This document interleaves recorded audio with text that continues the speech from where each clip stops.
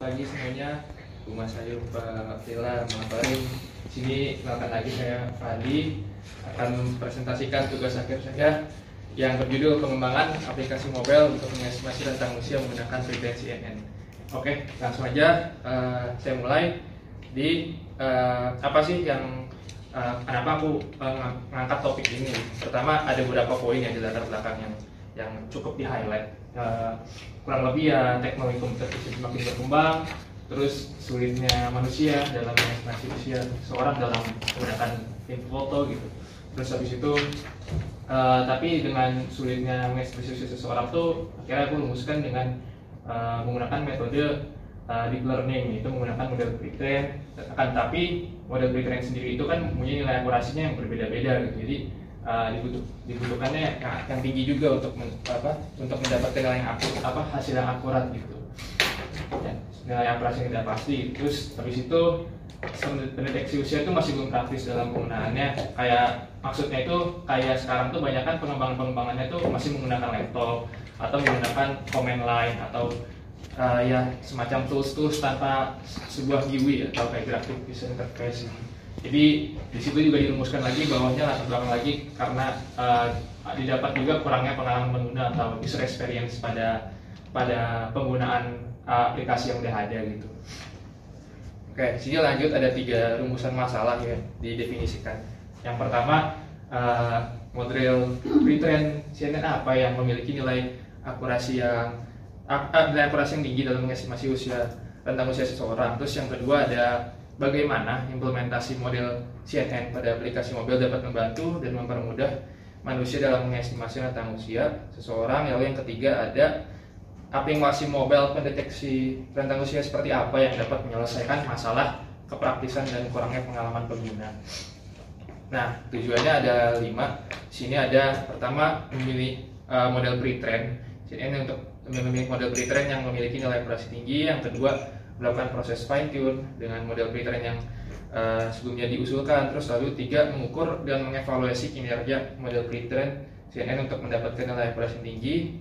Lalu kemudian dipilih dan diintegrasikan untuk dibangun perangkat lunak berbentuk aplikasi mobile yang mengimplementasikan model pre-train tersebut. Lalu yang terakhir ada mengevaluasi perangkat lunak yang telah dibangun dari sisi kepraktisan dan pengalaman penggunanya. Di sini ada 4 batasan masalah. Jadi model yang dieksperimenkan yang untuk dipilih nilai akurasi yang terbaiknya ada model PGG16, ResNet 50 dan MobileNet. Terus yang kedua berdasarnya dataset yang digunakan juga sudah tersedia dan setelah pada dataset sudah udah melalui proses penggandaan kayak ya semacam penamaan blur atau kayak modifikasi pencahayaan gitu. Terus yang terakhir di sini terkait batasan masalah itu, yang terakhir adalah aplikasi mobilnya masih menggunakan perlu internet ya untuk dalam penggunaan gitu. Nah, metodologi ya seperti biasa dimulai dari berangkat dari analisis permasalahan, lalu analisis solusi, lalu dari solusi ini tuh ada beberapa tahapan-tahapan gitu. Yang pertama adalah pemilihan dataset, lalu ada pengumpulan data training, lalu ada proses fine tune model dari CNN yang ketiga model tadi gitu yang dipilih. Terus habis itu kemudian pengembangan, lalu diintegrasikan di aplikasi mobile, dan terakhir evaluasi gitu. Lalu ini ada gambaran solusinya, yang mana proses pertama ada kita pre-process dataset kayak menghilangkan noise data di dataset, kayak misalkan yang tentang usianya misalkan umur 100 kan dikit gitu. Nah, itu dihilangkan di pre-process gitu. Habis itu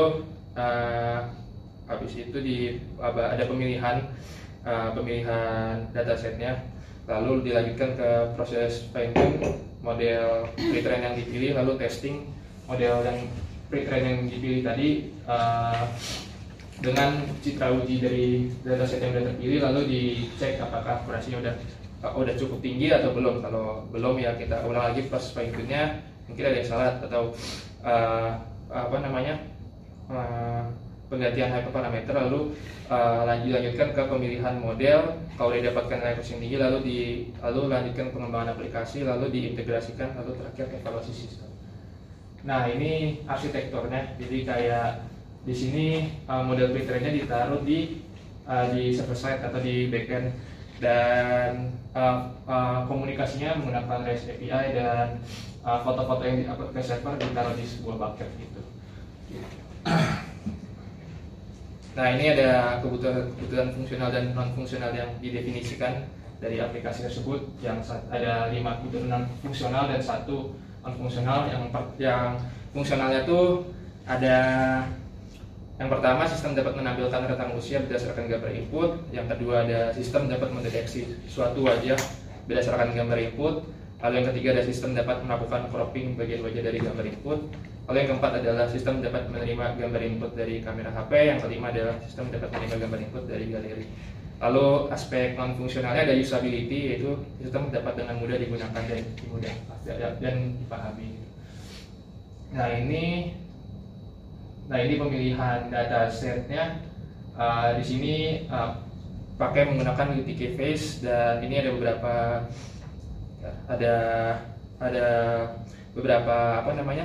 spesifikasi gitu. UTK Face itu ada 23.078 gambar yang berusia 0-19 tahun. Terus ya ini ada beberapa dataset referensi gitu. Ya kenapa saya pilih UTK Face, karena usianya dari 0 ya, ada 0, jadi bisa mencakup yang bayi ataupun yang tua gitu. Dan juga ya yang paling tentu bisa mudah free digunakan gitu. Lalu untuk perancangan pengujiannya menggunakan split 80-20 ya, jadi dimana trainingnya ada 11.930, validationnya 2.386, dan testingnya 597. Nah ini pengklasifikasian usia. Jadi dari output yang dihasilkan dari aplikasi tersebut itu ada rentang usia yang sebelah kanan ya. Ini tuh didapat dari pertama turunannya dari pengklasifikasian usia dari Departemen Kesehatan RI, tapi dikombinasikan dengan realita dari suatu datasetnya juga, karena ada beberapa data yang imbalance dari suatu rentang usia. Jadi dengan ada data imbalance itu akan mempengaruhi tingkat akurasi juga. Jadi dengan itu sedemikian rupa dikelompokkan usia ke yang sebelah kanan gitu. Nah, itu ada masa bayi dari 0 sampai 2, masa balita 4-6 tahun, lalu ada masa kanak-kanak 8 sampai 12, lalu remaja 15-20, dewasa awal 26-32, dewasa akhir 38-43, lansia awal 48-53, dan manula juga 65 tahun ke atas. Nah ini ada visualisasi persebaran datasetnya sebelum di preproses dan sesudah. Jadi sebelum di preproses kelihatan kayak distribusinya nggak merata ya. Ada beberapa yang citranya dikit di suatu rentang usia, dan ada juga yang banyak banget. Akhirnya di proses dan disamaratakan agar cukup distribusinya merata lah gitu. Terus habis itu ini ada proses fine tune-nya, ada additional layer dan hyperparameter yang digunakan. Additional layer-nya ada 4 ya, 3 hidden dan juga 1 fully connected-nya di softmax. Terus hidden-nya ditambahkan 3 redo. Nah ini hasilnya, statistik trainingnya dan validasi ya. Di PGG 16 tampak terjadi overfitting, karena di sini penyebabnya adalah kurangnya data training yang ada gitu. Jadi untuk PG itu meraih paling tinggi 66 di validationnya. Nah ini di ResNet dan juga MobileNet, dan sementara MobileNet mendapat yang tertinggi, ResNet yang paling rendah, karena hipotesisnya adalah ResNet itu kan karena layer hiddennya banyak, ada sampai ke dalam 50 tuh, jadi butuh training yang lama, tapi karena keterbatasan daya komputasi, jadi nggak kuat untuk melakukan training yang lama. Jadi nggak cukup epoknya untuk training ResNet ini. Terus nah ini MobileNet juga ya kurang lebih grafiknya sama kayak PGG, terjadi overfitting juga karena kurangnya data. Lalu ini testingnya yang tertinggi tadi kita ambil PGG dan MobileNet, dan dapat MobileNet itu 86,17, PGG 71,54 dari 597 testing data. Terus ini pengembangan aplikasi mobile, Kakaknya menggunakan Flutter. Kenapa pakai Flutter? Untuk biar bisa digunakan di Android dan iOS. Lalu backend-nya menggunakan Python, Flash, dan training datanya menggunakan Google Colab gitu. Nah, ini hasil implementasi antarmukanya. Jadi ini adalah halaman awal, landing page-nya, lalu ada result page-nya. Nah, ini awalnya fotonya nggak kayak gini, tapi pas masuk ke result page itu tuh kayak langsung di cropping di bagian wajahnya aja, kayak bagian-bagian yang penting aja untuk dimasukkan di prediksi di model. Itu cukup sederhana tampilannya, hanya beberapa button aja. Nah, tujuan pengujian aplikasi ini dilanjutkan untuk menentukan apakah hasil pengklasifikasian yang tentangnya udah sesuai atau belum, terus menentukan apakah aplikasi yang telah dibangun telah menyelesaikan masalah kepraktisan yang ada, lalu menentukan apakah aplikasi yang telah dibangun telah menarik itu secara tampilan dan pengalaman pengguna. Lalu skenario testing tadi untuk kebutuhan fungsional menggunakan black box testing, dan juga untuk kebutuhan non fungsional dan tujuan akhir menggunakan survei. Lalu hasil pengujiannya ini black box testing dan semuanya sudah sesuai terkait kebutuhan fungsionalnya, dari estimasi, dari deteksi, dari cropping, dari input gambar dari kamera maupun dari DLL. Lalu ini ada survei kalau di laporan ada di lampiran ya. Ini ada 13 responses. Jadi yang pertama, surveinya ditujukan untuk mahasiswa IFSD ya, yang harapannya udah tahu hal dasar terkait desain interaksi gitu, semacam aplikasi lah ya, udah paham. Nah, terus ini ada skala 1-5, mana 1 menunjukkan sangat tidak cukup menarik atau dan lain-lain, yang 5 adalah sangat menarik. Lalu di sini ada hasilnya, dan dilihat mayoritas sudah cukup menarik ya, karena ada 5 orang yang memilih menarik dan 6 orang memilih menarik. Lalu ada di aspek usability-nya, tampaknya sudah sangat cukup mudah digunakan aplikasinya, karena ada 11 orang dari 13 respons, 84,6% bilang cukup mudah. Lalu dari aspek kepraktisan ya udah cukup mudah juga, karena ada 69,2% jawab tidak cukup praktis ya. Hal yang terakhir ada komentar, kritik, dan saran terkait desainnya. Ada yang bilang desain simple, straightforward, tapi ada beberapa yang kayak komentar perlu kombinasi warna dan layouting yang lebih oke gitu. Oke, lanjut, dan kesimpulan dan saran. Kesimpulannya, yang pertama, berdasarkan eksperimen model Fitran didapatkan model MobileNet yang memiliki nilai akurasi tertinggi dari 86,17% dari 297 data uji. Lalu yang kedua adalah pengaplikasian model Pre-Trace yang telah di-fine tune terlebih dahulu dengan dataset UTK-based dapat mempermudah memprediksi rentang usia tanpa sebelumnya kan kalau misalkan dengan manusia itu sulit gitu. Lalu yang ketiga, aplikasi mobile yang telah dibangun juga telah menyelesaikan masalah kepraktisan dan kurangnya pengalaman pengguna yang dibuktikan dalam survei. Lalu yang terakhir adalah hasil prediksi rentang usia pada aplikasi mobile telah berhasil mengklasifikasikan usia seseorang tepat atau mendekati ke suatu rentang usia. Yang terakhir sarannya ada 3 sebenarnya. Yang pertama, karena tadinya masih kurang data training, mungkin ada baiknya untuk proses penanganan overfitting gitu, kayak misalkan augmentasi atau kayak dan lain-lain, seperti misalkan kayak fault cross validation gitu. Terus yang kedua, mencari server yang kuat ya untuk fine tune model-model pre-train yang memiliki layer-layer dalam gitu, layer cukup tinggi gitu.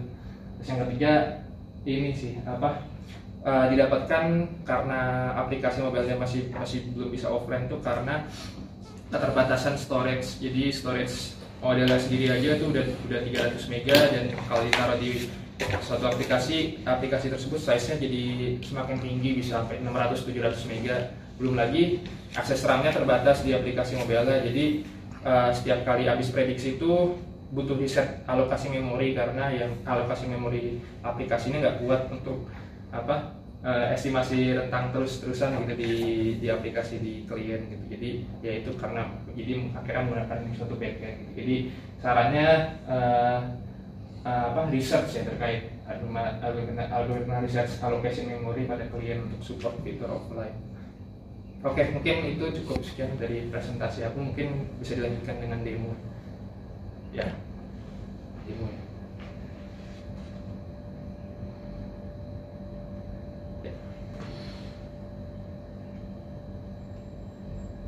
Kenapa harus pakai Zoom? Biar kelihatan ini. Oh. Kelihatan di HP soalnya. Oh, oke. Ya, ini jadi di HP ada dua tombol choose foto atau take a photo. Misalkan choose foto tuh menggunakan foto sampel yang dari galeri, misalkan dari galeri. Ini pakai simulator aja, simulator. Oh, simulator bisa juga, tapi Juga, kan ya? biar lebih real gitu. Iya. Saya ini foto sendiri gitu. Nah, ini tadi kan misalkan fotonya belum di crop ya. Kalau misalkan pas dipilih itu langsung ke crop gitu wajahnya. Jadi kan saya kayak gini. Terus ini langsung ke crop gitu wajahnya. Nah, terus bisa langsung kalau prediksi bisa predict the edge, kalau itu back to home. Nah, ini proses pengiriman file dulu ke server gitu, di-upload file jadi agak lama juga, terus baru nanti diprediksinya di server, baru dikirim lagi ke klien. Nah, ini udah dapat ya. Umur saya sebenarnya 21, tapi sebenarnya tidak ada rentang 21 karena tadi berdasarkan untuk sama ratakan data di datasetnya, karena ada beberapa yang imbalance dan juga dikit. Nah gitu, terus ya mungkin kita langsung lanjut aja ke foto-foto lain, misalkan ini itu bisa coba ini. Bukan foto. Foto? Wah, foto itu? Iya, tapi kayak lebih di edit gitu. Oh iya, pakai filter ya. Terus Itu salah ya berarti ya? Tadi 15 sampai 20 juga ya? iya, harusnya kayak Coba yang nenek-nenek itu. yang anak-anak. Nenek-nenek yang di bawah anak-anak. Oh, ini iya bisa.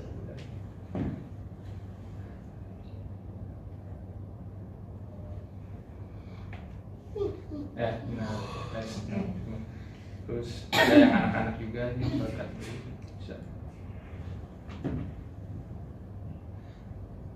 Nggak bisa real time ya?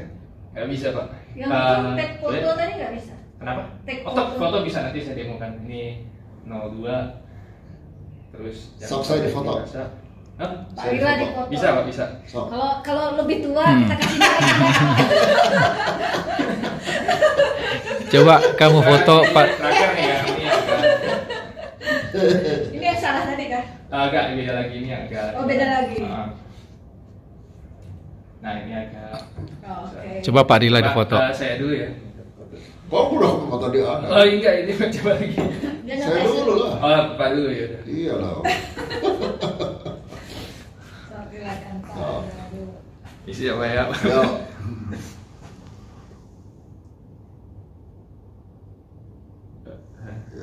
Kalau ketawa biasanya lebih tinggi. Pak.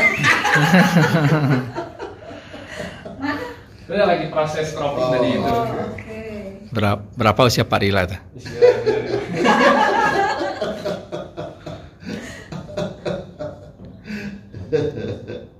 Weh, benar nggak Pak? Benar ya? Lebih Ini lebih muda. mudah. Jadi benar. Coba Bu Mas Ayu. Nggak usah, nggak usah. Hah? Nggak usah, Pak. Tapi mendekati. Udah cukup. 2, 3, 4, 5. Saya 55. Pak Ri sudah nyoba belum? Ah? Sudah nyoba belum? Belum. Sama dengan Pak Rila kan saya ini. Ya. Mendekati gitu. Tapi kayaknya emang cenderung lebih muda ya. Iya. Tadi komposisi datanya memang yang lebih kecil. lebih Setelah banyak. 4853 berapa lagi? 65 langsung nggak ada lagi. Oh gitu, loncat-loncat ya yang tadi. Soalnya datanya nggak balance di datasetnya. Gitu.